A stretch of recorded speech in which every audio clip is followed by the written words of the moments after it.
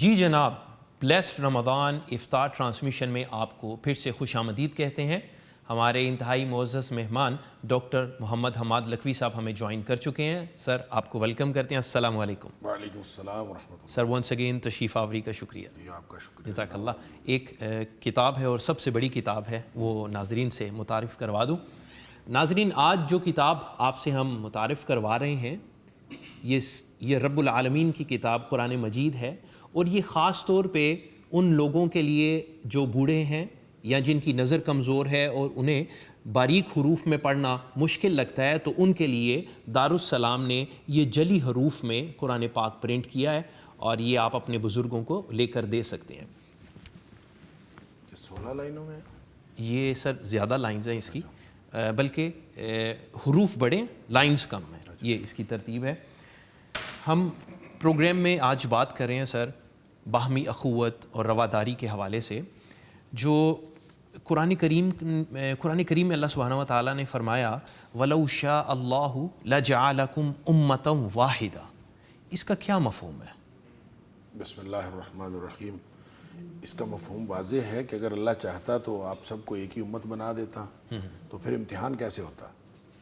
اگر اختلاف رنگ و بو نہ ہوتا اور تنوع نہ ہوتا اور یہ اختلاف رائے نہ ہوتا تو پھر تو امتحان ہوتا ہی نہ، سب ایک جیسے ہوتے، سب ایک طرح کا سوچتے، سب ایک طرح کا کھاتے، ایک طرح کا پیتے، جیسا کہ فرشتوں کے ہاں ہے۔ بالکل ایسے ہی ہے کہ جیسے فرشتوں کے اندر ان کے اندر نہ کوئی چاہت ہے، نہ کوئی اپنی ان کے اندر فعلیت کا کوئی ان کے اندر مادہ ہے، وہ تو لا یعصون اللہ ما امرہم، جو اللہ تعالیٰ ان کو حکم دیتا ہے وہ اس کی نافرمانی نہیں کر سکتے۔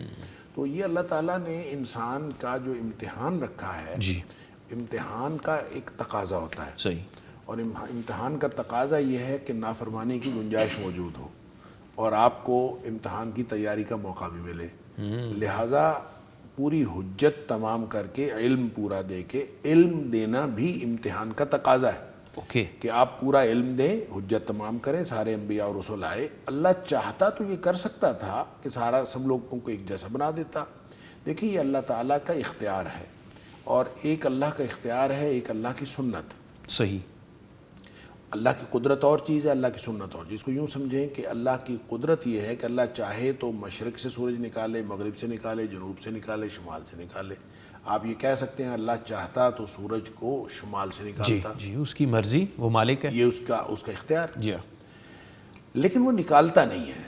نکالتا اس نے مشرق سے نکالا ہے، مغرب سے میں غروب کیا ہے، یہ اس کی سنت ہے۔ صحیح، اور لن تجد لسنت اللہ تبدیلا، اللہ کی سنت تبدیل نہیں ہوتی، اللہ نے قانون بنایا ہے۔ لہٰذا یہاں بھی امتحان کا الذی خلق الموت والحیات لیبلوکم ایکم احسن عملا، موت و حیات کا یہ کارخانہ اس نے بنایا ہی اس لیے ہے کہ تاکہ امتحان کرے۔ تو امتحان تقاضا کرتا ہے اختیار کا، صحیح، اور وہ چاہے وقتی ہو، جزوی ہو، اور محدود ہو، اور ذاتی نہ ہو، عطائی ہو، اس کے اختیار کی نوعیتیں جو مرضی ہوں، لیکن کچھ نہ کچھ اختیار تقاضا کرتا ہے۔ اسی لیے فرمایا انا ہدینا السبیل اما شاکرا و اما کفورا، ہم نے 2 راستے بتا دیے، چاہے وہ شکر کرنے والا بن جائے، چاہے کفر کرنے والا بن جائے۔ تو یہ جو انسان کو یہ اختیار دیا ہے، یہ دراصل امتحان کا تقاضا ہے۔ وہ چاہتا تو سب کو ایک جیسا بنا دیتا، لیکن اس نے سب کو ایک جیسا نہیں بنایا۔ اب ظاہر ہم سوچتے ہیں ہر شخص کا ایک مختلف اس کا طرز عمل ہے اور طرز تفکر ہے، اور پھر اس میں ایک اور بات بھی میں یہ سمجھتا ہوں، یہ جو اللہ کریم کا یہ جو آیت کا ٹکڑا آپ نے پڑھا کہ وہ چاہتا تو ایک جیسا ساری امت کو بنا دیتا، اس میں ایک اور بات بھی واضح ہو رہی ہے کہ جس طرح ہماری شکلیں نہیں ملتی، جس طرح ہماری عقلیں نہیں ملتی، جس طرح ہماری سوچ کا زاویہ نہیں ملتا، اسی طرح سے استطاعت کا معیار بھی نہیں ملتا۔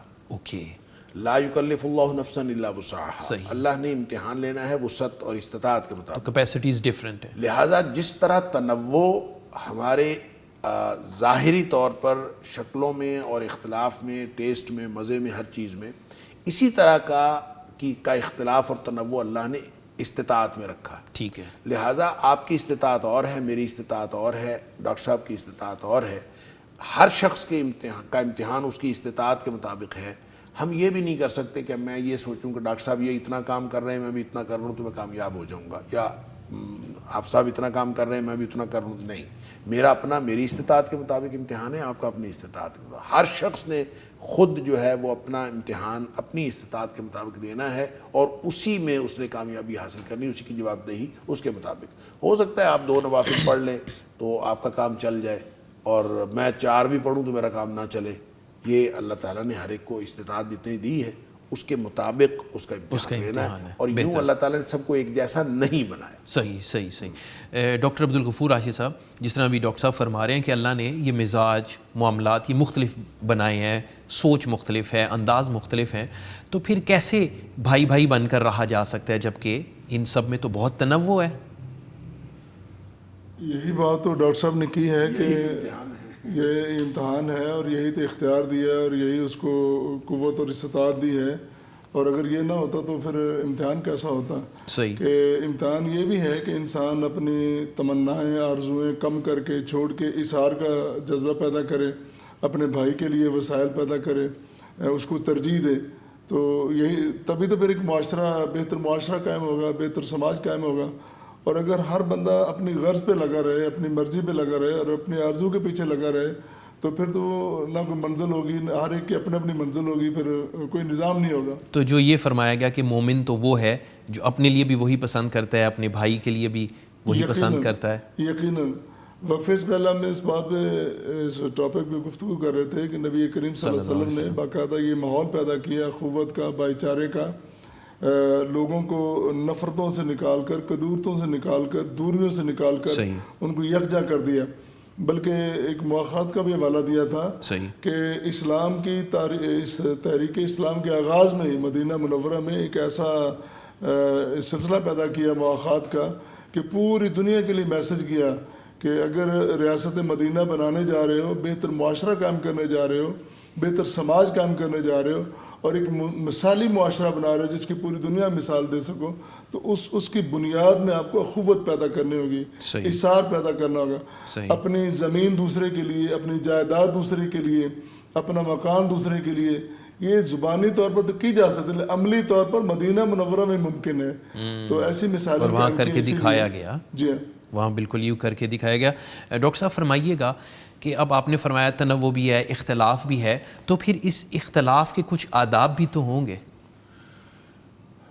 دیکھیں، یہ جو امتحان ہے نا، اس میں تنوع، اختیار، مرضی اور اپنی خواہشیں، تمنائیں، آرزوئیں، یہ سب کچھ دے کے تو پھر ہمیں کہا گیا ہے کہ تم نے اب ان کو استعمال نہیں کرنا. اوکے. یعنی امتحان ہی اس بات کا ہے. اس کو اگر آپ بالکل اوریجنلی اختیار کو دیکھیں تو اختیار کو استعمال کرنا ہی گمراہی ہے. اور جب انسان اپنا اختیار اپنے اللہ اور اس کے رسول صلی اللہ علیہ وسلم کی مرضی کے تابع کر دے تو یہی کامیابی ہے. اب دیکھیں، 2 راستے تھے نا، ایک راستہ ہدایت کا اور ایک راستہ گمراہی کا. اگر انسان کو اختیار نہ دیا گیا ہوتا تو پھر یہ کیا کر رہا ہوتا؟ جھگڑا ہوتا آپس میں. اختیار نہ دیا گیا ہوتا تو فرشتوں جیسا ہوتا. صحیح. جن کو اختیار نہیں ملا وہ تو اللہ کی بندگی کر رہے ہیں نا.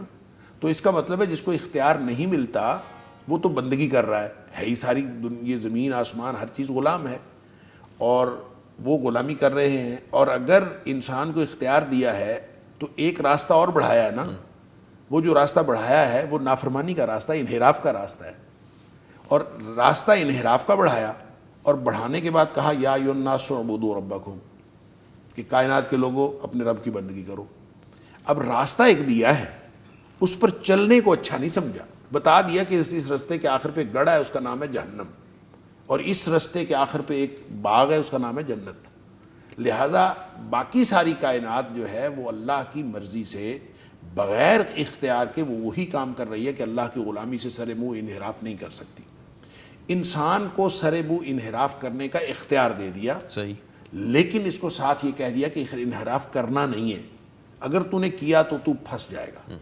اب جو آپ بات کر رہے ہیں کہ یہ ساری چیزیں ہمیں جو دیں، جی بالکل، اور دینے کے بعد پھر کہا کہ سب سارے بھائی بھائی بن جاؤ، تو اصل میں اسی چیز میں امتحان ہے. اگر آپ کو یہ کچھ نہ دیا گیا ہوتا اور آپ کو کہا جائے کہ بھائی بھائی بن جاؤ، آپ کے اندر برائی کرنے کا مادہ ہی نہ رکھا گیا ہو. آپ کے اندر مثال کے طور پر بہت سارے لوگ ایسے ہوتے ہیں کہ گانا سننے کو ان کے ذوق کے اندر نہیں ہوتا, گانا سنتے ہی نہیں ہیں, اور ان سے کہیں کہ آپ نے گانا نہیں سنا تو اس کا کیا کمال ہے کہ اس نے گانا نہیں سنا؟ گانا نہ سننا اس کے لیے کمال ہے کہ جس کے اندر یہ جذبہ رکھا ہوا ہو, جس کو لذت محسوس ہوتی ہو, جو رسیہ اس کا, اور جو رسیہ اس کا, تو پھر اس نے گانا چھوڑنا ہے. صحیح. لہٰذا یہ پورا نظام امتحان اسی طرح ہے کہ برائی بتا کے شیطان کو پیدا کر کے, ابلیس کو ساتھ لاگ لگا کے, اس کے ساتھ ایک قرین پیدا کر کے, اس کے اندر جو نفس بیٹھا ہے اس میں بھی برائی کا جذبہ پیدا کر کے کہ وَنَفْسٍ وَمَا سَوَّاهَا تو ہے فَأَلْهَمَهَا فُجُورَهَا وَتَقْوَاهَا, کہ اس میں دونوں ٹینڈنسیز رکھی ہیں, لیکن اصل ٹینڈنسی اس میں ہے, اس کو کھلا چھوڑیں گے نا تو ان النفس لامارۃ بالسوء, یہ ہمیشہ برائی کی طرف جاتا ہے, اس کو کھلا چھوڑا نہیں جا سکتا. جی بہتر. لیکن ہم یہ چاہ رہے ہیں سوسائٹی ہے اس میں آپس میں باہمی محبت پیدا ہو. میں یہ عرض کرتا ہوں ان ساری نیگیٹو جتنی بھی ٹینڈنسیز ہیں ان کو دبانا پڑے گا. جی بہتر ہے. اور اپنی جو پازیٹیوٹی ہے اور پازیٹیو ٹینڈنسیز ہیں ان کو فلرش کرنا پڑے گا. جی بہتر. یہ پوری زندگی کی ایک ریاضت ہے, ایک محنت ہے. آپ کو بچپن سے لے کر یہ سارا کچھ سکھایا جاتا ہے. ساری تربیت اس لیے ہے کہ آپ نے سچ بولنا ہے, جھوٹ سے نفرت کرنی ہے, جھوٹ نہیں بولنا. آپ کو بڑوں کی عزت سکھائی جاتی ہے, چھوٹوں پر شفقت سکھائی جاتی ہے, اور یہ بتایا جاتا ہے کہ جو چھوٹوں پر شفقت نہیں کرتا, بڑوں کی عزت نہیں کرتا, وہ ہم میں سے نہیں ہے. یہ ساری چیزیں ایک تربیت کے ذریعے سے گزار کر, پوری حجت تمام کر کے, جو میں نے پہلے عرض کیا تھا, نبی کریم صلی اللہ علیہ وسلم کے ذریعے سے پورا نبوی تربیت کا نظام دے کے پھر انسان سے تقاضا کیا گیا ہے. اور تقاضا صرف اس بات کا کیا گیا ہے جتنی اس کے اندر استطاعت ہے. کچھ چیزیں ایسی ہیں جو انسان کی استطاعت سے باہر ہیں, اس کا تقاضا نہیں کیا گیا. کہ نبی پاک صلی اللہ علیہ وسلم کو یہ جو قرآن میں حکم ہے کہ سورہ نساء کے اندر کہ آپ 2 2 3 3 4 4 شادیاں کر سکتے ہیں, عام لوگوں کو اجازت ہے, تو فرمایا عجیب تو نہیں, وہ عجیب اس لیے کہ میں نے کہا کہ موضوع دوسری طرف چلا جائے گا. اب اس میں انصاف کرو, اگر انصاف نہیں کر سکتے تو ایک. اچھا, ساتھ فرما دیا کہ تم انصاف کر ہی نہیں سکتے, وَلَوْ حَرَسْتُمْ, تم کر ہی نہیں سکتے, اگر تم چاہو بھی تو نہیں کر سکتے. اوکے. اب نبی پاک صلی اللہ علیہ وسلم کیا فرمایا کرتے تھے؟ آپ ایک دعا پڑھتے تھے, میں جس کی طرف اشارہ کرنا چاہتا ہوں. آپ ایک دعا کیا کرتے تھے, آپ فرمایا کرتے تھے اللہم ہذہ قسمتی فیما املک, اللہ یہ میری تقسیم ہے جس میں میرا اختیار ہے. فلا تلمنی فیما لا املک, اللہ جس میں میرا اختیار نہیں اس میں تو مجھے ملامت نہ کر. وہ جو دیکھیں یہ ہے اصل میں انسان سے جو تقاضا ہے, اور جو بھائی بھائی بننے کا, باہمی رواداری اور باہمی آپس میں اخوت کے جذبات اور پازیٹیو جذبات اور نیگیٹیوٹی کو دبا کے, یہ اصل میں ایک انسان سے تقاضا اس لیے کیا گیا ہے کہ وہ جو فرشتوں نے پہلے دن اس انسان کی ٹینڈنسیز کو دیکھ کے کہا تھا نا کہ یہ یسفک الدماء, یہ جا کے خون بہائے گا, تو تقاضا یہی کیا گیا ہے کہ تم نے خون بہانے والا نہیں بننا, تم نے فسادی نہیں بننا. فساد پھیلانے کی ٹینڈنسی موجود ہونے کے باوجود فساد نہ پھیلانا, یہی تو اصل میں کمال ہے, اور اسی کا تقاضا کیا گیا ہے. لہٰذا یہ پورا امتحان, اور امتحان کے ساتھ پھر جنت اور کامیابی اور یہ ساری چیزیں اس کے ساتھ جوڑ کر انسان کی ٹینڈنسیز اور پھر اس کی استطاعت کو اس کے مطابق بنایا گیا ہے, اور اسی کا تقاضا کیا. انسان کی استطاعت سے بڑھ کر اللہ تعالیٰ نے کسی چیز کا تقاضا نہیں کیا. سبحان اللہ, سبحان اللہ. ڈاکٹر عبدالغفور صاحب, آپ کی جانب, آپ جس طرح اسلامی نظریاتی کونسل میں بھی کام کر رہے ہیں اور بہت سارے دیگر مسالک کے مختلف سوچوں کے لوگ بھی وہاں پر موجود ہوتے ہیں, تو کیسے ایک ایسا انوائرمنٹ بنایا جا سکتا ہے کہ ہم کامنالٹیز کی بات کریں, نہ کہ ہم ایسے معاملات کو ڈسکس کریں جو ہمیں آپس میں بانٹتے رہیں اور ہم ایک دوسرے کی نفرت کا شکار ہو جائیں. ہم کامنالٹیز کی بات کیوں نہ کریں؟ دیکھیں, اس کے لیے ہمارے پاس بہترین پیکج موجود ہے, نظام بھی موجود ہے, سسٹم بھی موجود ہے. بات ہے اس کو اختیار کرنے کی. ابھی ڈاکٹر صاحب اختیار کی بات کر رہے تھے کہ بندے کو استطاعت دی گئی, اختیار دیا گیا, لیکن ساتھ اس کو کہا کہ تم اپنی جو اپروچ ہے وہ بھی پازیٹیو رکھنی ہے. مثال کے طور پر قرآن یہ کہتا ہے کہ وما خلقت الجن والانس الا لیعبدون, کہ میں نے تو انسان اور جن کو پیدا ہی اپنی بندگی کے لیے کیا. تو یہاں پہ ایک تو پازیٹیو اپروچ ہے نا کہ انسان کی بندگی میں بندہ جت جائے, لگ جائے. لیکن یہاں اگر سوچنے بیٹھ جائے تو یہ بھی کہہ سکتا ہے کہ یہ کیسی زندگی ہے کہ اللہ تعالیٰ نے اس کو اپنی بندگی کے لیے پیدا کیا, اور وہ نفل پڑھتا رہے, تسبیح پڑھتا رہے, یہ کر. ایسے مفکرین موجود ہیں جو اس کو کرٹیسائز کرتے ہیں کہ یہ مقصد نہیں ہے.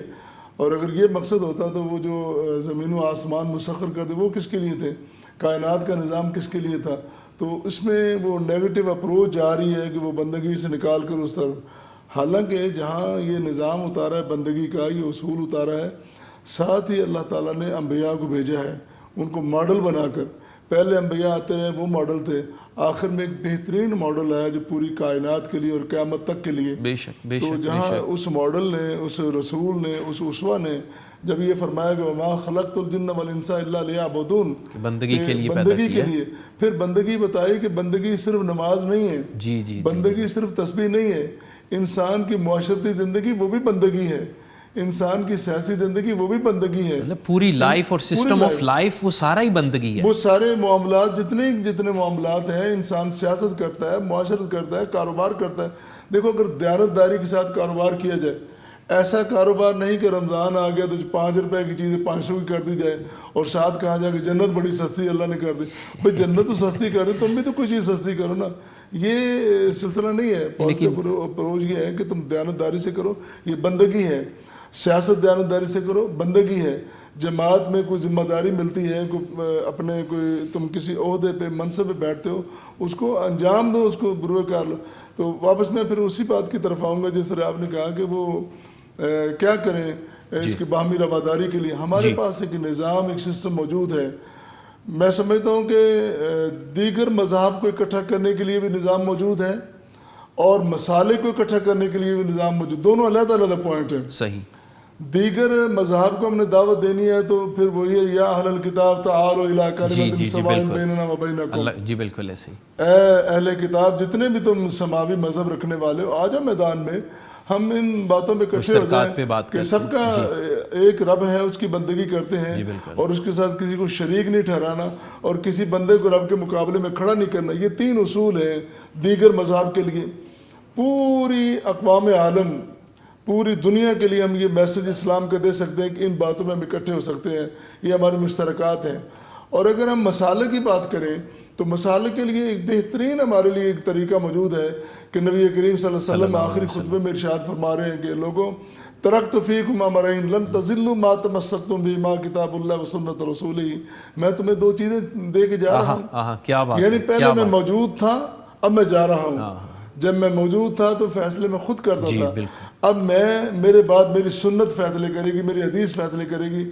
تو مسلک موجود رہیں گے، فرقے موجود رہیں گے، یہ ختم ہونے والے نہیں ہیں. یہ یوں سمجھ لیں کہ جس طرح ایک محلہ ہے، آبادی ہے، اس میں مختلف گھر ہیں، دیواریں موجود ہیں، تو دیواروں کے آر پار بندے اپنے اپنے گھروں میں رہیں گے لیکن دیواریں پھاندیں گے نہیں، دیواریں پھلانگیں گے نہیں، اور اپنے گھر سے دوسرے دیوار پھاند کے دوسرے گھر میں کوڑا نہیں پھینکیں گے، گندگی نہیں پھینکیں گے، کانٹے نہیں پھینکیں گے. اس کا خیال رکھیں، اس کے حقوق موجود ہیں. تو جب ہمسایہ کے حقوق کا خیال رکھے گا، اسی طرح ایک مسلک والا دوسرے مسلک کے حقوق کا خیال رکھے گا، تو انشاءاللہ ہمارے پاس پیکج تو موجود ہے. تو مجھے جس طرح آپ نے کہا کہ مجھے اتفاق ہوتا رہتا ہے، میں دیگر مجالس میں بھی جاتا ہوں، دیگر لوگوں کے ساتھ بیٹھتا ہوں، تو حسن اتفاق یہ ہوتا ہے کہ جب اسٹیج پہ بیٹھے تو سارے ہی باتیں یہی کرتے ہیں، وَاعْتَصِمُوا بِحَبْلِ اللَّهِ جَمِيعًا وَلَا تَفَرَّقُوا.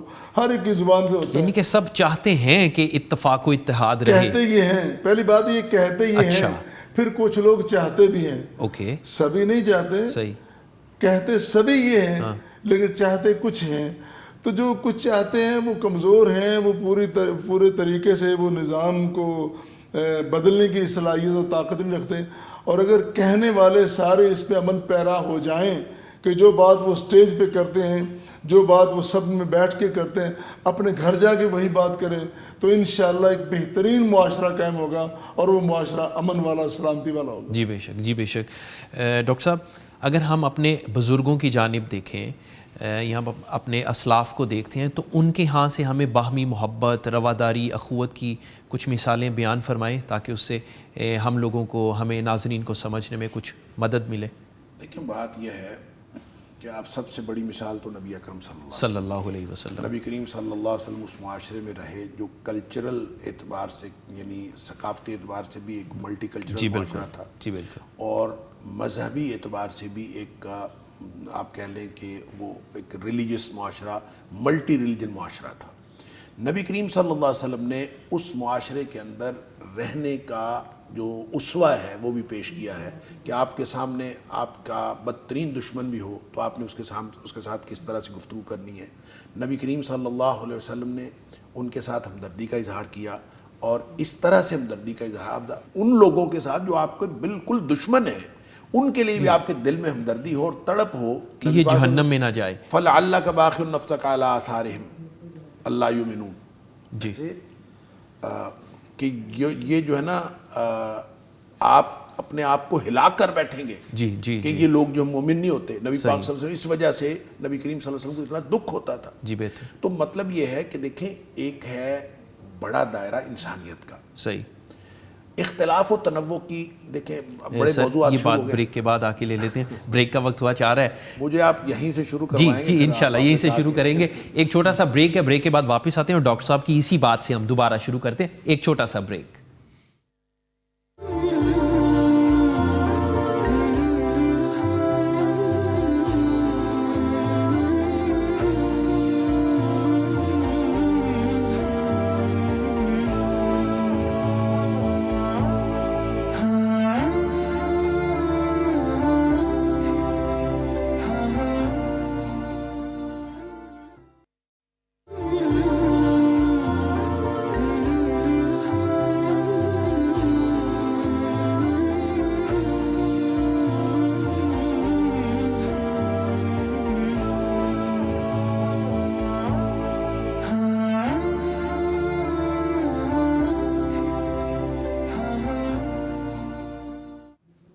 ویلکم بیک جناب. پیغام ٹی وی کی یہ بلیس رمضان افطار transmission Sufi soap and chemical industries اور دارالسلام کے تعاون سے آپ کی خدمت میں پیش کی جا رہی ہے.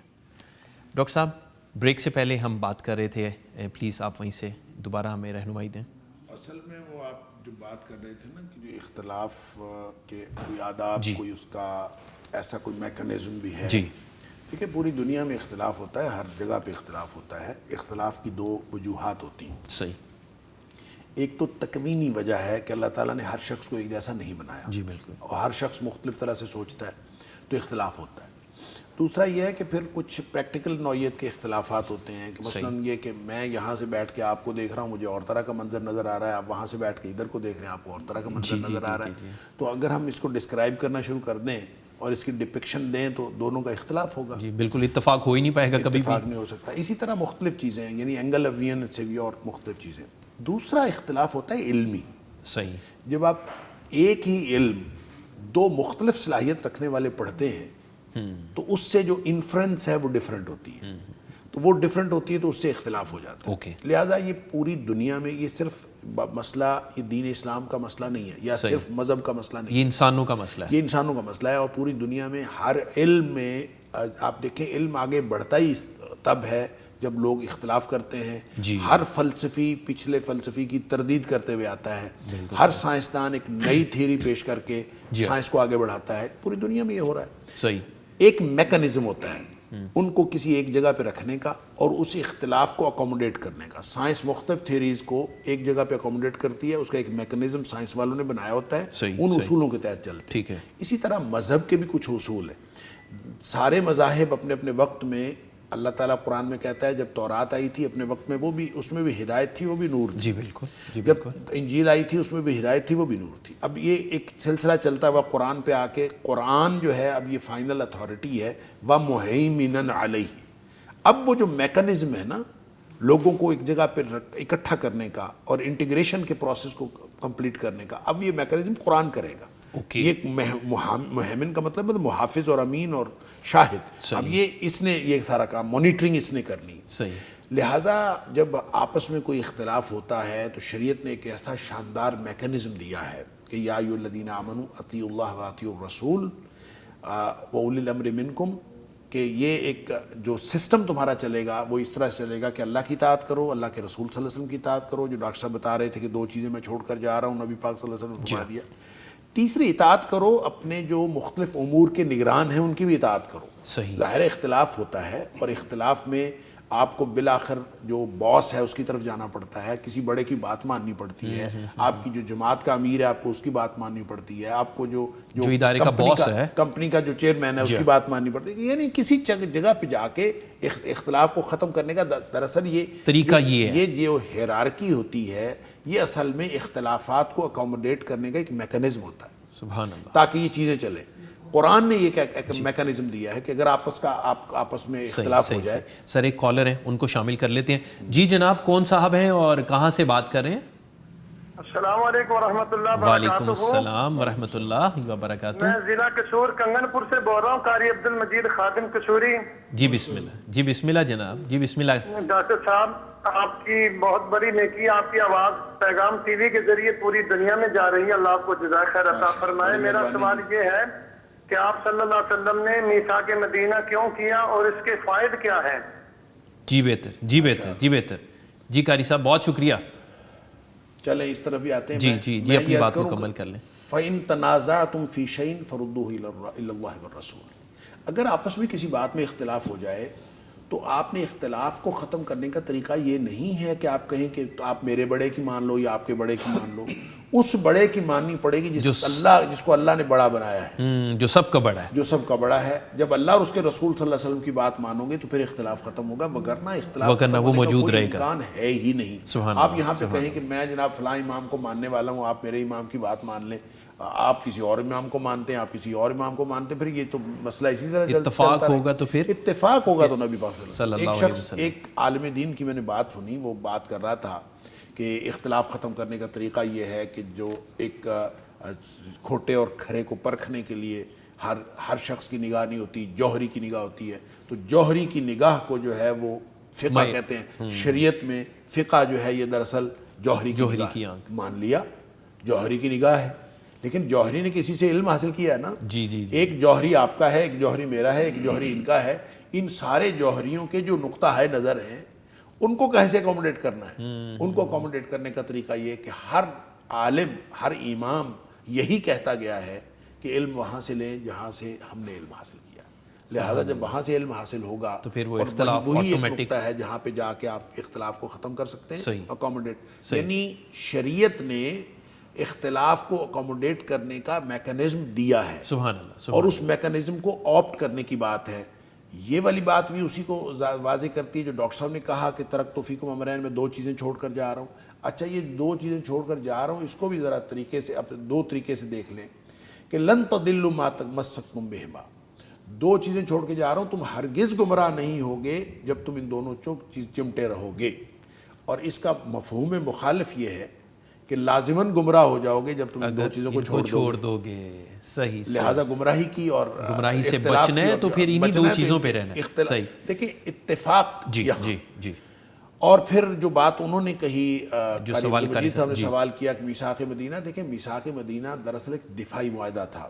یہ بھی بہت سارے لوگ سمجھتے ہیں کہ جی جمہوری معاہدہ تھا. پہلا ریاست مدینہ کا دستور بھی, ایک کتاب بھی اس کے اوپر. جی بالکل. یہ مسکنسیپشن ہے. اوکے. نبی کریم صلی اللہ علیہ وسلم کو دشمنوں نے نکالا تھا مکہ سے. جی بالکل. اور نبی کریم صلی اللہ علیہ وسلم اس حالت جنگ میں یہاں سے آپ وہاں تشریف لے گئے تھے.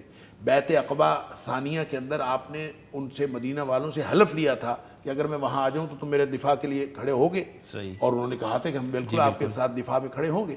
تو نبی پاک صلی اللہ علیہ وسلم وہاں تشریف لے گئے, آپ نے وہاں پہ دفاعی معاہدہ کیا اور اس میں سارے قبائل کو شامل کیا. یہ نبی پاک صلی اللہ علیہ وسلم کی حکمت اور بصیرت کا آئینہ دار ہے کہ آپ نے صرف مسلمانوں کے اور یا چند لوگوں کے ساتھ بات نہیں کی, ہر قبیلے کو اور ہر فرقے کو اور ہر مسلک کو, ہر مذہب کے ماننے والوں کو آپ نے آن بورڈ لیا, سب کو اس میں شامل کیا. یہودی جو ارد گرد بیٹھے ہوئے تھے ان کو بھی, مشرک قبائل کو بھی لیا, اور سب کو ملا کے کنسالیڈیٹڈ ایک ایسا شاندار معاہدہ کیا.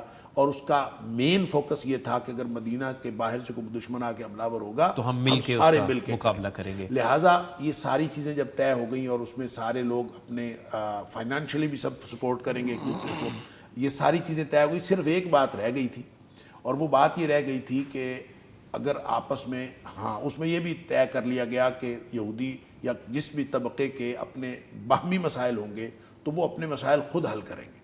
ٹھیک ہے. یعنی وہ سب کے ساتھ اکٹھے ان کو رکھا نہیں گیا, گروپس کے ہیں تو وہ خود سیٹل کریں گے, وہ اپنے خود سیٹل کریں. لیکن ایک مسئلہ تھا کہ اگر آپس میں کوئی معاملہ ہو گیا تو اجتماعی سطح پہ اگر کوئی اس کو کون سیٹل کرے گا؟ جی یہ بہت عام اس پر یہ ایک نقطہ تھا کہ وہ نگاہ سوائے نبی پاک صلی اللہ علیہ وسلم کسی اور کو جا نہیں سکتی تھی. اس وجہ سے اس میثاق مدینہ کا سب سے بڑا فائدہ ہوا کہ اس سے ریاست مدینہ قائم ہو گئی. سبحان اللہ. اور نبی کریم صلی اللہ علیہ وسلم وہاں گئے تھے اور آپ نے جا کے دفاعی معاہدہ کیا تھا. اس دفاعی معاہدے کے نتیجے میں نبی پاک صلی اللہ علیہ وسلم کی ہجرت کے اندر کوئی مقصد یہ شامل نہیں تھا کہ میں نے جا کے وہاں ریاست قائم کرنی ہے. لیکن وہاں پہ کو اللہ کی طرف سے حکم ہوا تھا جاؤ. اللہ کی پلاننگ بہرحال تھی کہ اس کے ذریعے سے یہ پیدا ہونا تھی, یہ ریاست مدینہ قائم ہونی تھی. ریاست مدینہ قائم ہوئی, کچھ ایسے حالات بن گئے اور ضرورت بن گئی, پھر وہ ڈیولپ کیا. بہت شکریہ ڈاکٹر عبدالغفور راشد صاحب. جس طرح ابھی بات کریں کہ وہ ریاست مدینہ میں سب کو ملا کے اور پھر ایک کمیٹی بنا لی یا ایک ان کو ملا کے ایک میکنزم بنا لیا گیا, تو جو پاکستان بنایا گیا اس میں بھی تو قائد اعظم رحمۃ اللہ علیہ نے کہا تھا نا کہ ایک ایسی تجربہ گاہ ہوگی جہاں پہ یہ سارے ڈفرینٹ اسکول آف تھاٹس کے یا ڈفرینٹ مائنڈس کے لوگ ہوں گے اور پریکٹس کریں گے. کیا یہ اسی سے مناسبت ہے؟ قائد اعظم کے 2 اقوال بڑے معروف ہیں. جی. ایک تو یہ کہ انہوں نے کہا کہ میں تجربہ گاہ بناؤں گا, یا ہم بنائیں گے اس کو. جی. دوسرا یہ کہ جب ان سے پوچھا گیا کہ پاکستان کا آئین کیا ہوگا تو انہوں نے قرآن کہا کہ اس کی موجودگی میں کسی اور آئین کی ضرورت نہیں ہے. تو میں بڑی دیانتداری سے یہ بات سمجھتا ہوں کہ ان کے ان 2 اقوال کی روشنی میں یہ بات ہمارے سامنے آتی ہے کہ پاکستان کا جو سپریم لا ہوگا نا وہ کتاب و سنت ہوگا, وہ قرآن کا ہوگا.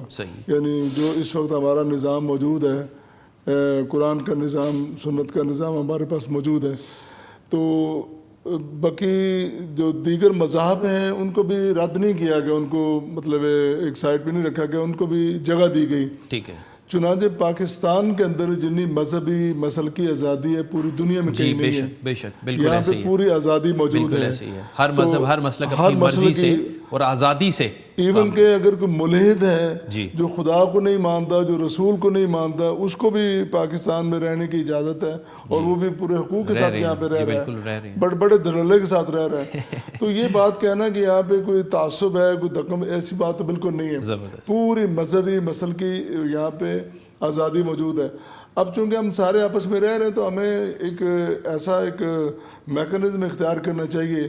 وہ یہ ہے کہ ہم ہر مسلک کا بندہ اپنے مسلک میں رہے. ہمارے بزرگوں سے ہمیں رواداری ہم نے سیکھی ہے, تو یہی ہمارا میسج اور پیغام ہے کہ دوسرے ساتھیوں کو بھی اس طرح کرنا چاہیے کہ اگر کوئی دوسرے مسئلے کا بندہ آ گیا تو منہ چڑھانے کے بجائے, منہ بسورنے کے بجائے یا تنگ نظری کے بجائے خندہ پیشانی سے اس کو قبول کرنا چاہیے. تو انشاءاللہ بہتری. ڈاکٹر صاحب کہیں اچھی بات ہو رہی ہو تو ہم سب کو اچھی لگتی ہے اور ہم اس کا اکرام کرتے ہیں, لیکن اگر غلط بات ہو رہی ہو تو کچھ لوگ کہتے ہیں کہ مجھ سے غلط بات برداشت نہیں ہوتی اور بس اس رویے کے تحت جو بھی مخالف ہے اس کو روند ڈالتے ہیں. اچھی بات تو سب برداشت کر لیتے ہیں, برداشت غلط بات کو برداشت کرنا, اس کو ہم کیسے ایڈریس کریں انہیں؟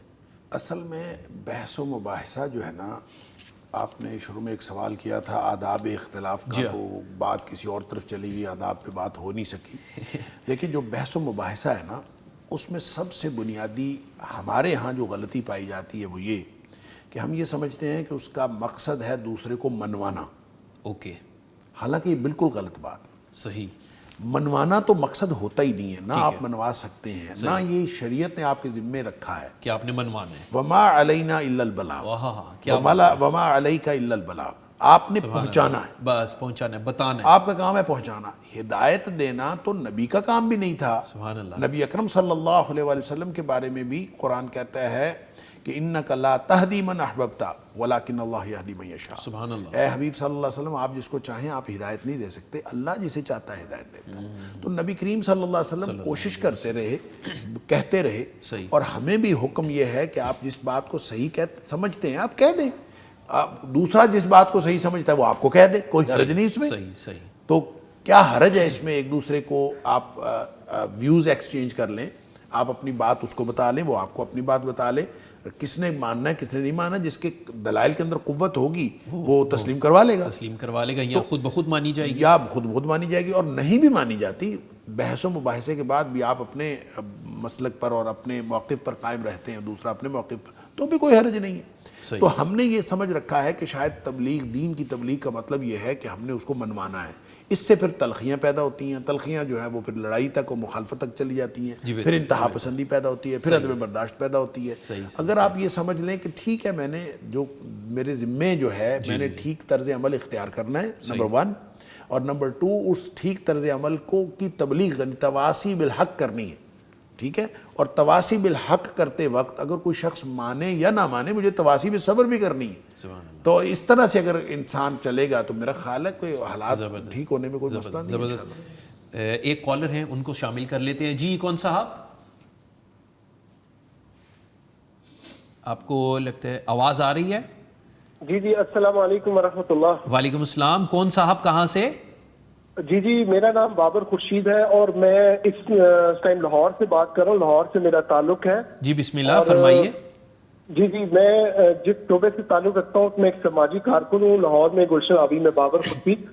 تو ہمارے ملک پاکستان یا ملک اسلام کی بات کریں تو اس کے اندر یکجہتی کی اور اتفاق کی اور اتحاد کی بہت زیادہ کمی نظر آتی ہے، جبکہ پاس ہمارے پاس علم بھی ہے اور سارا کچھ ہے۔ تو ہم اس کو خلاصتاً جب بات کریں تو ہم کس چیز کی طرف آئیں کہ ہماری جو آنے والی نسلیں ہیں وہ ایسے ماحول میں آ جائیں جس کے اندر ہم اپنے معاشرے کو ایک فلاحی معاشرہ دیکھیں یا اسلامی معاشرہ دیکھیں، ہم کس طرح اس ٹاپک کو ہم لے کے چل سکتے ہیں یا کیا اس کے اندر ہم فیل کر سکتے ہیں کہ آنے والی نسلوں کو ہم کیا سبق؟ جی بہتر، بہت شکریہ جناب، بہت شکریہ بابر صاحب۔ جی ڈاکٹر صاحب کیا فرماتے ہیں آپ؟ میں تو اسی ٹاپک پہ پہلے بات کر رہا تھا کہ دیکھیں تفرقات بہت زیادہ ہیں، دوریاں بہت زیادہ ہیں، نفرتیں بہت زیادہ ہیں۔ ویسے تو ان پہ بہت ساری بات ہوتی ہے کہ ہمارے اس کی وجوہات کافی ساری ہیں۔ اس کی وجوہات ہماری معاشی صورتحال بھی ہے، ہماری سیاسی ابتری بھی اس میں شامل ہے، ہمارا جو معاشرتی بگاڑ ہے وہ بھی اس کا سبب بنا ہے، اور مسلکی طور پہ جو اتنی آزادی اور اتنی بے روی وہ بھی اس کا سبب ہے۔ جی لیکن اگر ہم ان کو سمیٹیں اور ہم قریب آنے کی کوشش کریں یا کرنا چاہیں تو پھر بہترین یہ ہے کہ ہم کم سے کم اختلافات کی طرف جائیں اور جتنے مشترکات آپس میں ہو سکتے ہیں ان کی طرف ہمیں لوٹنا چاہیے۔ اور بہترین عمل یہ ہے کہ ہم سارے افکار کی موجودگی میں، ساری مطلب فقہا کی اور ان کے نظریات کی موجودگی میں ہم کتاب و سنت کی طرف واپس آئیں۔ جی بالکل، جی بالکل۔ اس وقت معاشرے میں، سماج میں، پاکستان ہو یا کہیں بھی مسلمانوں کا جو معاشرہ ہے ان کا اکٹھا اگر ہو سکتا ہے تو صرف اور صرف کتاب و سنت پہ ہو سکتا ہے، اس کے علاوہ ہمارے پاس کوئی دوسرا ذریعہ نہیں ہے۔ جی بہتر، جی بہتر۔ سر میں اس میں تھوڑا سا اضافہ کر دوں۔ جی پلیز۔ ڈاکٹر صاحب نے بہت بنیادی بات کی ہے کہ دیکھیں ہم یہ پہلے یہ تو طے کر لیں، جی اختلاف رہے گا، صحیح، اس باقی اختلاف کو ہم بعد میں ایڈریس کر لیں گے، بہتر۔ پہلے ہم یہ طے کر لیں کہ بات کس کی ماننی ہے، جی بالکل، یہ طے کر لیں۔ جی بالکل۔ اور اگر ہم سب یہ طے کر لیں کہ ہم نے نبی پاک صلی اللہ علیہ وسلم تو پھر اختلاف ختم ہو جائے گا، بنیاد تو اختلاف کی ختم ہوگی۔ جی بالکل ختم۔ اور ازالت الخفا کے اندر شاہ ولی اللہ علیہ الرحمہ نے بھی یہ کہا ہے، انہوں نے کہا کہ آپ اگر لسٹ بنا لیں نا اختلافی مسائل کی تو 90% مسائل تو وہ ہیں جس پہ اوپر اتفاق ہے، اور صرف کو 10% اختلافی مسائل ہیں، اور جو اختلافی مسائل ہیں ان کو بھی اگر آپ ایک ایک کر کے ایڈریس کریں گے تو آپ یہ طے کر لیں کہ آپ نے نبی پاک صلی اللہ علیہ وسلم کی بات ماننی ہے تو باقی ساری باتیں چھوڑ دینی ہیں، تو ان میں سے بھی 90% مسئلے آپ کے حل ہو جائیں گے۔ جی بہتر، جی بہتر۔ پھر رہ گئے، پھر جو باقی 10% رہ جائیں گے جس میں آپ کو مدینے والے کی رائے نہیں ملتی، نبی پاک صلی اللہ علیہ وسلم کی رائے اس کے بارے میں نہیں ملتی، تو اس پر لوگوں کو آزاد چھوڑ دیں، اور یہ سمجھ لیں کہ جس طرح ایک کفارے کے، ایک ہی چیز کے کفارے کے 2-3 صورتیں ہو سکتی ہیں، یہ اسی طرح یہ عمل کی 2-3 صورتیں اللہ تعالیٰ نے جائز قرار دے دی ہیں، ان کو سب صورتوں کو جائز قرار دے دی، جس میں کیا حرج ہے۔ لہٰذا جہاں نبی کریم صلی اللہ علیہ وسلم، پہلی بات کی کہ ہم طے کر لیں کہ نبی پاک صلی اللہ علیہ وسلم کی بات ماننی، صحیح۔ دوسری بات یہ کہ جہاں نبی پاک صلی اللہ علیہ وسلم کو حکم آ جائے سارے چپ کر جائیں، اور جن باتوں کے بارے میں ہمیں کوئی حدیث صحیح نہیں ملتی ہم اس کے بارے میں ان کو سب کو آزاد چھوڑ دیا جائے، 4 آراء ہوں معاشرے میں، 2 آراء ہوں، 10 آراء ہوں، سب کو رخصت دے دی جائے اور سب کو برداشت کر لیا جائے، کیا حرج ہے اس میں؟ بالکل اصل میں یہ اگر کوئی اس اصول پر اتفاق پیدا کرنا چاہتا ہے تو ہو سکتا ہے، وگرنہ آگ کا گڑھا ہے. دیکھیے جہاں واعتصموا بحبل اللہ جمیعا ولا تفرقوا فرمایا ہے تو وہاں دو باتیں قرآن نے کہی ہیں. ایک تو کہ وذکروا نعمت اللہ اذ کنتم اعداء فالف بینہم, تم دشمن تھے ایک دوسرے کے, اللہ نے تمہارے درمیان دوستی پیدا کر دی. دوسری بات فرمائی وکنتم علی شفا حفرۃ من النار, تم آگ کے گڑھے کے کنارے پہنچ بالکل چکے کنارے پر. فانقذکم منہ, اللہ نے تمہیں بچا لیا. یہ دونوں باتیں کب ہوئی ہیں؟ کب؟ یہ کہ دشمن تھے اور دوست بن گئے, اور آگ کے گڑھے کے کنارے پہنچ چکے تھے اور آپ اللہ نے بچا لیا. یہ اس وقت ہوا ہے جب نبی پاک صلی اللہ علیہ وسلم تشریف لائے. صحیح. اس کا مطلب ہے کہ جب کبھی کسی قوم نے واپس آنا ہوتا ہے تو اللہ نبی بھیجتا ہے, اور وجہ اتحاد امت صرف نبی پاک صلی اللہ علیہ وسلم کی ذات ہے, اسی سے اتحاد ہو سکتا ہے, وگرنہ اختلاف ہی اختلاف ہے. آج بھی نبی پاک صلی اللہ علیہ وسلم تو تشریف لائے, اور جب کبھی قرآن کے فلسفہ تاریخ کو مگر دیکھیں تو عباس صاحب بات یہ سمجھ آتی ہے کہ قومیں جب اس نہج پہ پہنچتی ہیں نا کہ باہمی انتہا پسندی, لڑائی, عدم برداشت, اور جہاں ہم پہنچ گئے ہیں, یہ صرف لوگ تو انتہا پسندی مذہبی سمجھتے ہیں نا, ہماری جتنی سیاسی انتہا پسندی ہے وہ سب سے زیادہ مہلک فرقہ واریت جو ہے وہ سیاسی ہے. جی بالکل. اور اصل جو معاشرے کو زہر کی طرح کھائے جا رہی ہے, ان کی طرح چاٹے جا رہی ہے, وہ سیاسی مخالفت ہے.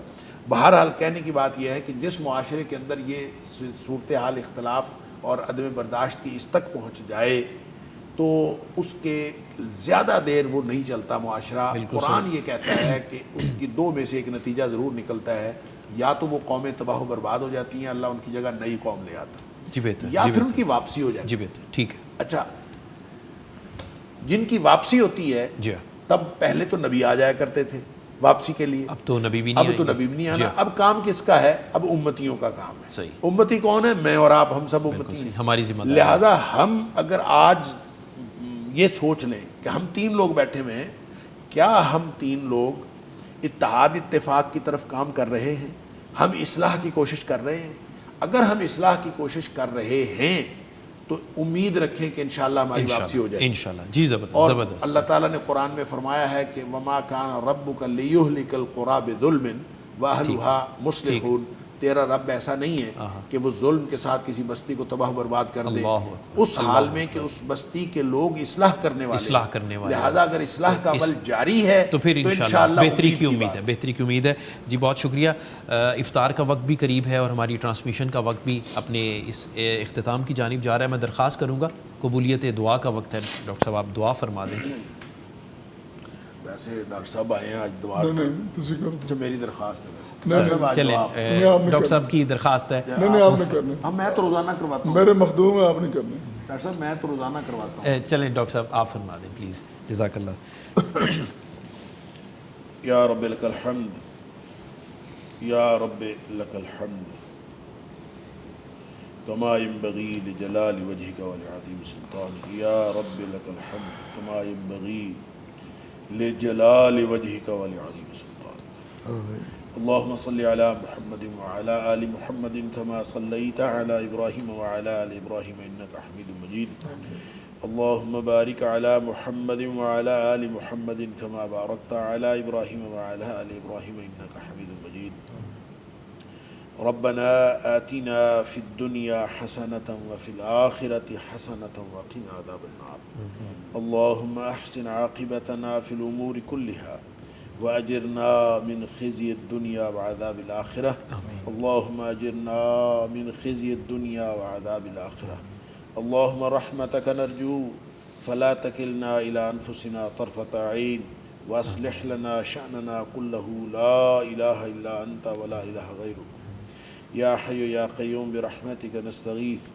اللهم أصلح لنا ديننا الذي هو عصمة أمرنا وأصلح لنا دنيانا التي فيها معاشنا وأصلح لنا آخرتنا التي فيها معادنا واجعل الحياة زيادة لنا في كل خير واجعل الموت راحة لنا من كل شر. اللهم طهر قلوبنا من النفاق وأعمالنا من الرياء وألسنتنا من الكذب وأعيننا من الخيانة فإنك تعلم خائنة الأعين وما تخفي الصدور. اللهم ألهمنا رشدنا وأعذنا من شرور أنفسنا. اللهم اجعل سريرتنا خيرا من علانيتنا واجعل علانيتنا صالحا اللہم انا نعوذ بک من زوال نعمتک وتحول عافیتک وفجاءت نقمتک وجمیع سخطک اللہم انا نعوذ بک من جہد البلاء ودرک الشقاء وسوء القضاء وشماتة الأعداء اللہم اقسم لنا من خشیتک ما تحول به بیننا وبین معاصیک ومن طاعتك ما تبلغنا به جنتك ومن اليقين ما تهون به علينا مصائب الدنيا ومتعنا بأسماعنا وأبصارنا وقواتنا ما أحييتنا واجعله الوارث منا اللهم اجعل ثأرنا على من ظلمنا وانصرنا على من عادانا اللهم لا تجعل مصيبتنا في ديننا ولا تجعل الدنيا أكبر همنا ولا مبلغ علمنا ولا غاية رغبتنا اللهم لا تسلط علينا من لا يرحمنا ولا يخافك فينا اللهم احسن عاقبتنا في الأمور كلها وأجرنا من خزي الدنيا وعذاب الآخرة اللهم إنك عفو تحب العفو فاعف عنا اللهم إنك عفو كريم تحب العفو فاعف عنا اللهم اغفر لنا ذنوبنا كله دقه وجله وأوله وآخره وعلانيته وسره اللہ تو معاف کرنے والا ہے، معافی کو پسند کرتا ہے، ہم سب ہاتھ پھیلائے تجھ سے معافی کے طلبگار ہیں، تو ہمارے سارے گناہ معاف کر دے اللہ، اگلے پچھلے گناہ معاف کر دے، چھوٹے بڑے گناہ معاف کر دے، علانیہ پوشیدہ گناہ معاف فرما دے اللہ، انفرادی اجتماعی گناہ معاف فرما دے اللہ، ملت اسلامیہ کے گناہوں کو معاف فرما دے اللہ، ہمارے اہل خانہ کو معاف کر دے، ہماری اولادوں کو معاف کر دے اللہ، ہمارے رشتہ داروں کو معاف کر دے اللہ، ہمارے دوست احباب کی مغفرت فرما دے اللہ، تمام مرحومین کی مغفرت فرما دے اللہ، ہمارے آباء و اجداد کی مغفرت فرما دے اللہ، ہماری بقیہ زندگی اپنی رضا اور اپنی پسند کے مطابق بنا لے اللہ، ہمیں اور ہماری اولادوں کو، ہماری قیامت تک آنے والی نسلوں کو اپنے دین کا سچا خادم بنا دے اللہ، ہم سے اپنے دین کا کام لے لے اللہ، ہم بے توفیق ہیں تو ہمیں توفیق عطا فرما دے اللہ، ہم ناسمجھ ہیں تو ہمیں سمجھ عطا فرما دے اللہ، ہم سب کی زندگیاں مفید بنا دے اللہ، مفید اور کارآمد بنا دے اللہ، ہم سب کو ایک دوسرے کے لیے مفید اور کارآمد بنا دے اللہ، تیری رحمتوں کا وقت ہے، تیری رحمتوں کا مہینہ ہے اللہ، تیرے نبی کریم صلی اللہ علیہ وسلم نے ہمیں خوشخبری بتائی ہے کہ اس وقت تو دعائیں سنتا ہے، دعائیں قبول فرماتا ہے اللہ، تو ہم سب کی دعائیں التجائیں قبول فرما لے اللہ، ہم سب کے گناہ معاف کر دے اللہ، جتنے بھی بے اولاد ہیں ان کو نیک اولاد نرینہ عطا فرما دے اللہ، جتنے بھی صاحب اولاد ہیں ان کو اولاد کی طرف سے ہر قسم کی پریشانی دور فرما دے اللہ، ہماری اولادوں کی اصلاح فرما دے، ہماری اولادوں کی حفاظت فرما اللہ، ہماری اولادوں کو ہمارے آنکھوں کی ٹھنڈک بنا دے اللہ، ہمیں اور ہماری اولادوں کو، ہماری قیامت تک آنے والی نسلوں کو متقین کا امام بنا دے اللہ، جن بچے بچیوں کی رشتوں کی پریشانیاں ہیں اللہ، وہ بھی دور فرما دے، عزت آبرو کے ساتھ بہترین رشتوں کا بندوبست فرما دے اللہ، جن بچے بچیوں کی صحت کی پریشانیاں وہ بھی دور فرما دے، جن کے تعلیم کی پریشانیاں وہ بھی دور فرما دے، جن کے گھر باہر کی پریشانیاں وہ بھی دور فرما دے، جن کے کاروبار کی پریشانیاں وہ بھی دور فرما دے اللہ، تمام پریشان حال لوگوں کی پریشانیاں دور فرما، دکھیوں کے دکھ دور فرما اللہ، ہم سب کو نیکی پر چلنے والا بنا دے، ہم سب سے گناہوں کی توفیق ہی چھین لے اللہ، ہمیں گناہ کرنے کی توفیق نہ عطا کر فرما، ہمیں نیکی کرنے کی توفیق عطا فرما اللہ، تمام بیماروں کو شفائے کاملہ و عاجلہ عطا فرما دے اللہ، جن بیماروں کو ڈاکٹروں نے جواب دے دیا ہے اللہ، تو ایوب علیہ السلام کو 18 سال بعد شفا دینے والا اللہ، تو سارے بیماروں کو شفا کاملہ و عاجلہ عطا فرما دے اللہ، سب پر رحمت نازل فرما دے اللہ، مقروضوں کو قرض سے نجات عطا فرما دے، چھوٹے بڑے سارے قرض سے نجات عطا کر دے اللہ، ہمارے ملک کو قرض سے نجات عطا فرما دے اللہ، قرض کی ادائیگی کا خزانہ غیب سے بندوبست فرما دے اللہ، ہمارے انفرادی و اجتماعی قرضوں کی ادائیگی کا بندوبست فرما دے اللہ، ہمیں ہر طرح کے قرض اور بار سے نجات عطا فرما اللہ، مشکوک روزی اور رزق حرام سے بچا لے اللہ، رزق حلال وافر عطا فرما اللہ، دنیا آخرت کی ہر طرح کی محتاجیاں دور فرما دے اللہ، دنیا آخرت کی ہر طرح کی خوشحالیاں عطا فرما دے اللہ، دنیا آخرت کی ہر طرح کی رسوائیوں سے بچا لے اللہ، دنیا آخرت کی ہر طرح کی عزتیں عطا فرما اللہ پوری دنیا میں مظلوم مسلمانوں کی مدد فرما،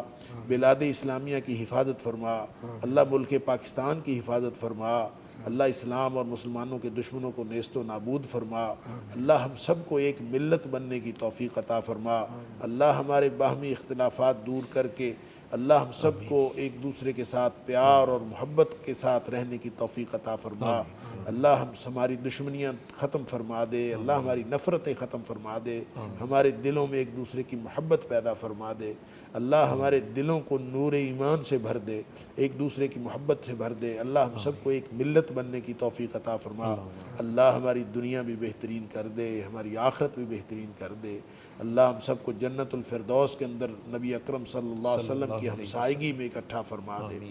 اللہم وفقنا لما تحب وترضى وصلی اللہ تعالی علی خیر خلقہ محمد وآلہ وصحبہ اجمعین، آمین آمین برحمتک یا ارحم الراحمین۔ آمین، اللہم آمین، اللہم آمین۔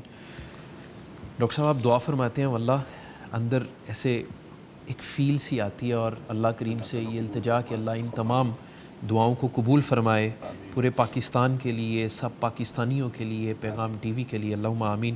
آپ کی تشریف آوری کا شکریہ سر۔ ڈاکٹر عبدالغفور راشد صاحب، سر آپ کا بھی بہت شکریہ، اللہ آپ سب کو اپنی حفظ و امان میں رکھے، آمین۔ ناظرین، اس کے ساتھ ہی اب تک کی ٹرانسمیشن کا وقت ختم ہوا چاہتا ہے۔ ہم 7 بجے انشاءاللہ دوبارہ آپ سے ملیں گے، مفتی محمد اجمل بھٹی صاحب موجود ہوں گے، آپ اپنے سوالات لائیو خود ان سے کر سکتے ہیں، اور نیچے ہمارے اس میں نمبر چل رہے ہوں گے اسکرین پہ، آپ وہ نوٹ کر لیجئے اور ضرور کال کیجئے گا۔ اور آج جو ہم نے بات کی کہ میں اور آپ اصلاح کی کوشش کرتے رہیں، اور ہم جو سپریم کمانڈ ہے وہ اللہ سبحانہ و تعالیٰ نے، وہ اللہ کے پاس، اور پھر اللہ سبحانہ و تعالیٰ نے پیارے آقا صلی اللہ علیہ وسلم کی صورت میں جو ہمیں عطا کی ہے، تو ہمیں اپنے تمام مسائل کو، اپنے تمام جو معاملات ہیں، جو اختلاف پیدا ہوتے ہیں، ان کو یہاں پہ آ کے سارٹ آؤٹ کرنا ہے، تو انشاءاللہ سیٹل ہو جائیں گے۔ اور اس کے بعد جو آپس کے مزاج کے جو اختلافات ہیں، وہ ایک تنوع ہے، اس کو ہمیں اسپیس دینا ہوگی۔ اللہ کریم ہم سب کی حفاظت فرمائے، اللہ آپ سب کی بھی حفاظت فرمائے۔ آپ پیغام ٹی وی کی ٹیم کو اور اپنے اس خادم عباس کو اجازت دیجیے، 7 بجے ملاقات ہوتی ہے۔ السلام علیکم۔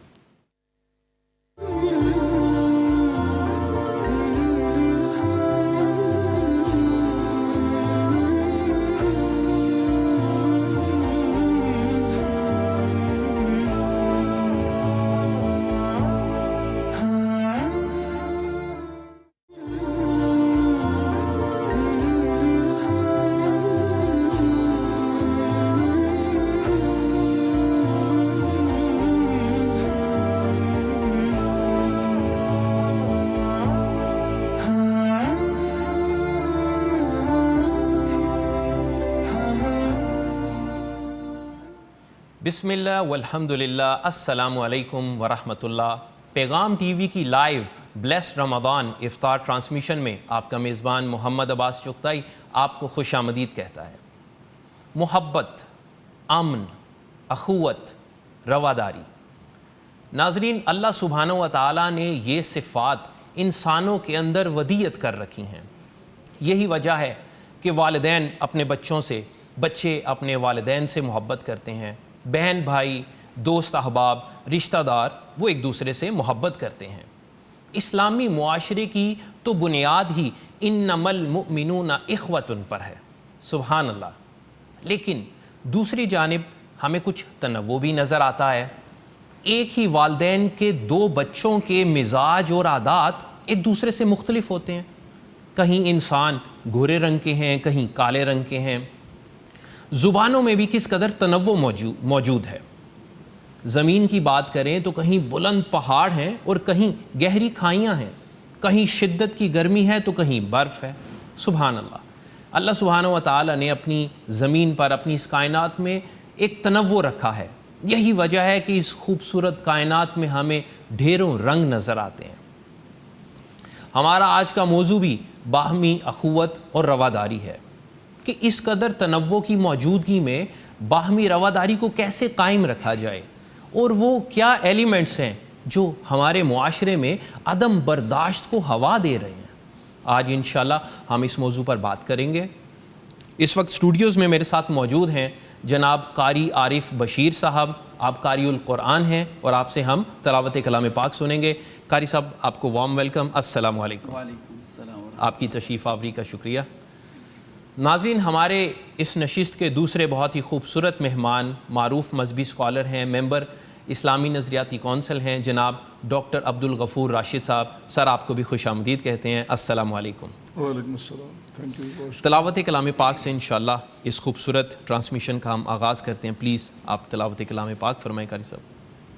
اعوذ باللہ من الشیطان الرجیم، بسم اللہ الرحمن الرحیم۔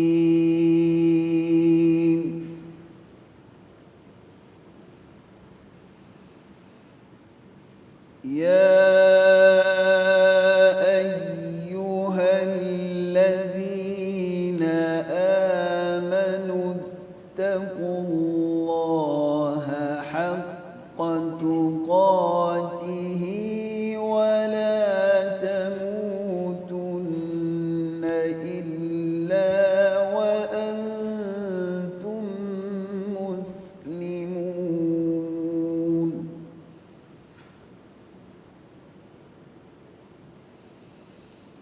واعتصموا بحبل اللہ جميعا ولا تفرقوا۔ سبحان اللہ، سبحان اللہ۔ واذكروا نعمة الله عليكم إذ كنتم أعداء فألف بين قلوبكم ماشاء اللہ، ماشاء اللہ۔ فألف بين قلوبكم فأصبحتم بنعمته إخوانا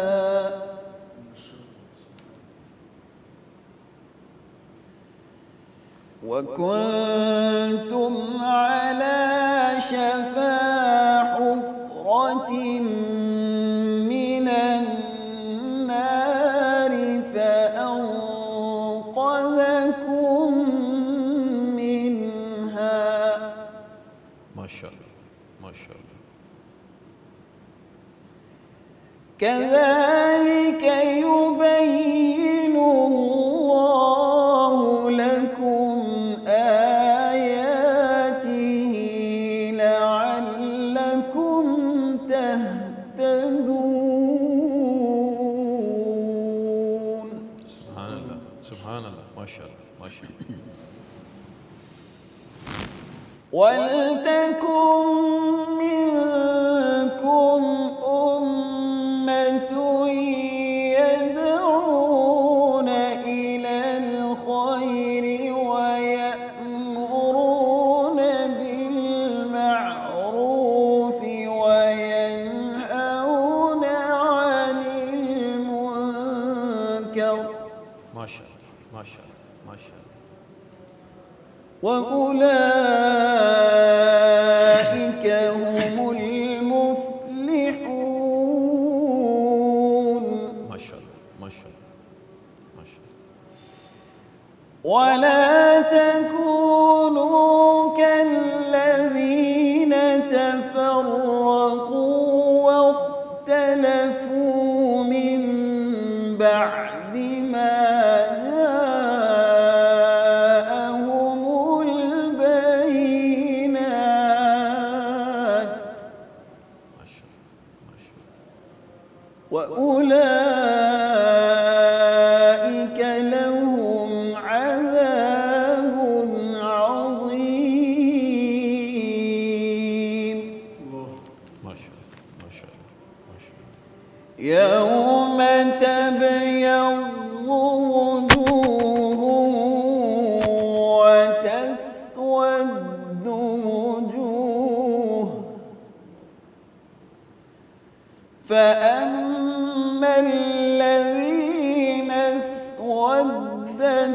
وجوههم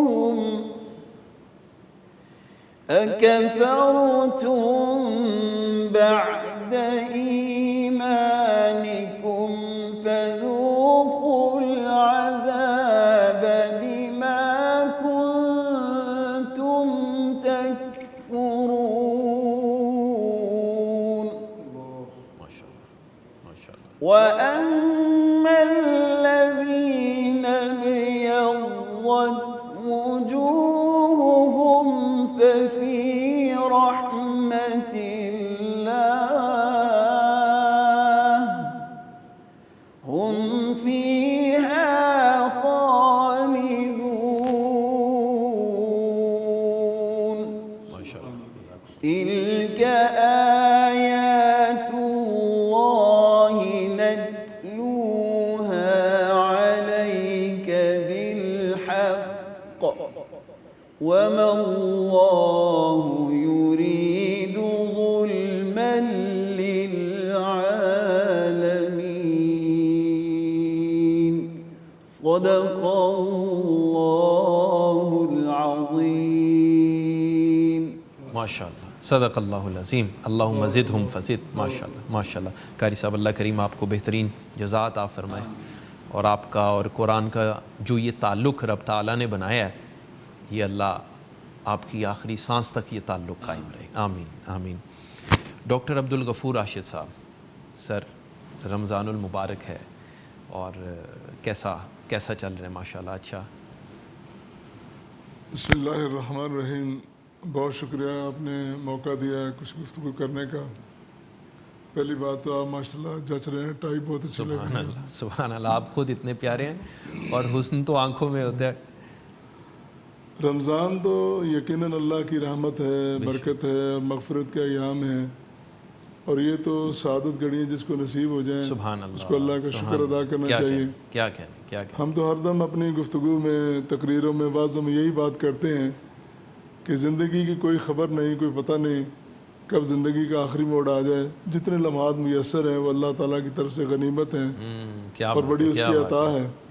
ایک تو یہ ہے اللہ کی نعمت ہیں ہمارے لیے، اور دوسری جانب ایک تو ہے کہ اس کی اطاعت، اس کے شکرانے کے طور پر، اور پھر جو حکم جس پہ آج ہم اپنا پروگرام بھی کر رہے ہیں کہ آپس میں محبت کو، رواداری کو فروغ دیا جائے اور یہ عدم برداشت ہے، اس سے بچا جائے.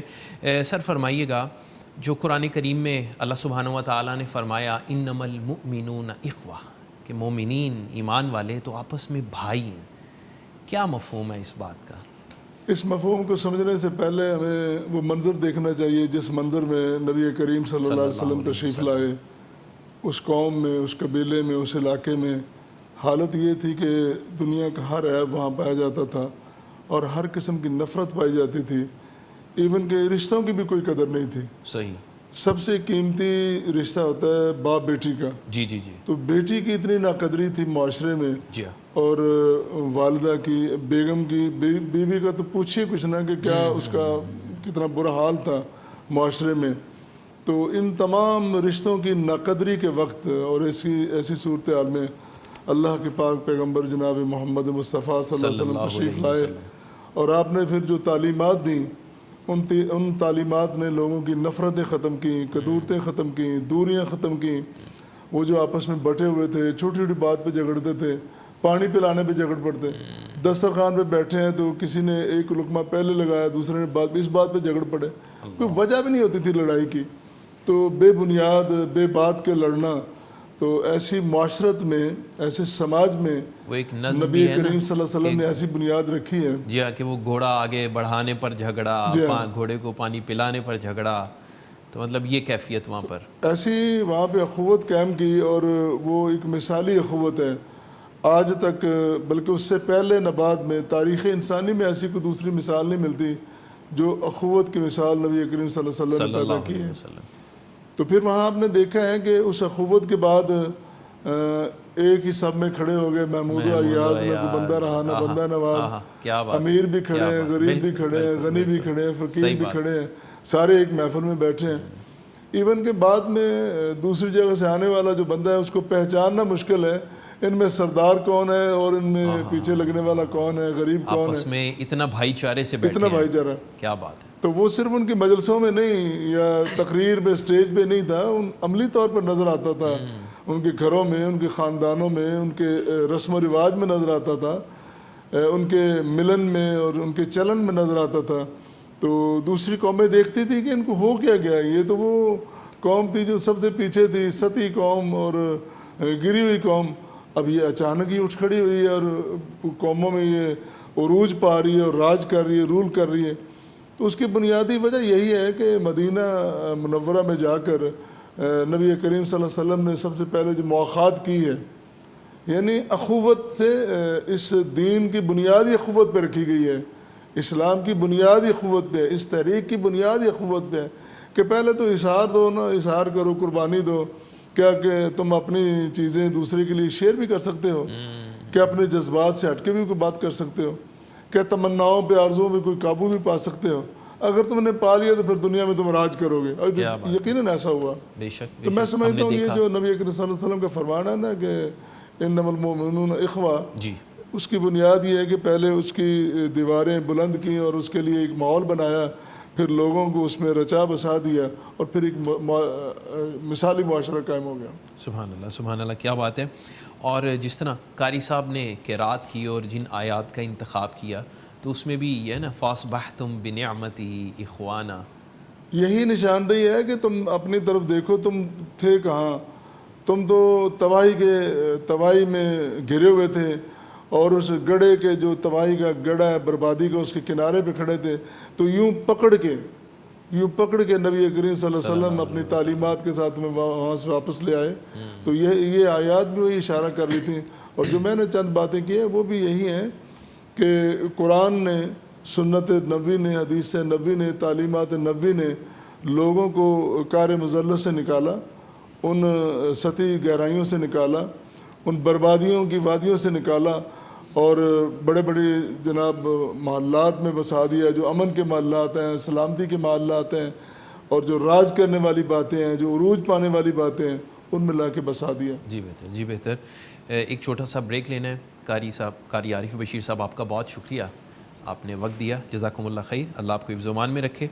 ناظرین، ایک چھوٹے سے بریک کا وقت ہوا چاہ رہا ہے۔ بریک کے بعد ہمارے مستقل مہمان، ہمارے پینلسٹ، ہمارے استاذ ڈاکٹر حماد لکھوی صاحب انشاءاللہ ہمارے ساتھ موجود ہوں گے، اور جو یہ ہم بات کر رہے ہیں اس کی آپس میں محبت کی، رواداری کی، اس پہ مزید انشاءاللہ کچھ چیزیں سیکھیں گے، اور عدم برداشت کیوں آ رہی ہے اس پر بھی بات ہوگی۔ ایک چھوٹا سا وقفے کے بعد جلد واپس آ رہے ہیں۔